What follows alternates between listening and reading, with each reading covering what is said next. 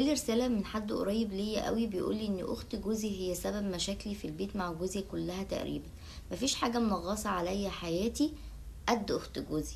انا بالمناسبة دي هكلم اخت الجوز، هوجه لها كام رسالة كده اسمعها من ست لست. وقبل ما اقول الرسائل دي ياريت الاشتراك في القناة ونصلي على النبي في الكومنتات علشان دايما نشوف بعض ونتواصل مع بعض ونشوف كل جديد. اول حاجة، بيت اخوكي ده مش بيتك، لا ده بيته هو ومراته اللي بقت شريكة حياته وشريكته في كل حاجة، في التعب وفي الراحة. لو بتحب اخوكي وعايزة تريحيه ريحي مراته، لان راحتها من راحته وراحته من راحتها.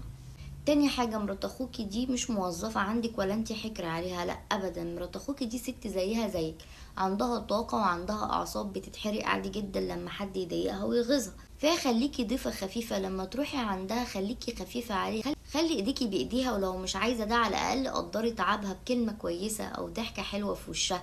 وحتى لو مش هتساعدي معاها لما تبقي عندها، على الاقل ما تبقيش حمل عليها. تالت حاجة، احترام مرات اخوكي ده واجب بقى مش اختيار، يعني لما تعمليها باحترام هتحترمك ويبقى الاحترام متبادل. اما لو عملتيها بقلة ذوق فجايز جدا بيت اخوكي يتقفل في وشك عادي جدا وما تبقيش مرحب بيكي، لان هو من النكد بتاعها ومن زنها على ودانه هيقفل بابه في وشك. دايما خلي مرات اخوكي تفرح بزيارتك ليها، خليكي خفيفة عليها، عامليها زي اختك، حتى لو مش عارفة تحبيها عامليها حتى بما يرضي الله.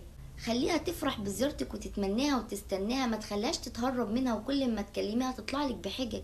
حب مرات اخوكي عشان حياة اخوكي تبقى احسن. لو كل واحدة مننا حطت نفسها مكان التانية، يعني انت حطيتي نفسك مكان مرات اخوكي، هتعمليها بما يرضي الله وهتحبيها وهتحاولي تبقي خفيفة عليها، وعلى قلبها. وهي لو حطت نفسها مكانك هتعاملك كويس وما تستنالكيش الغلط وهتبلعلك الزلط.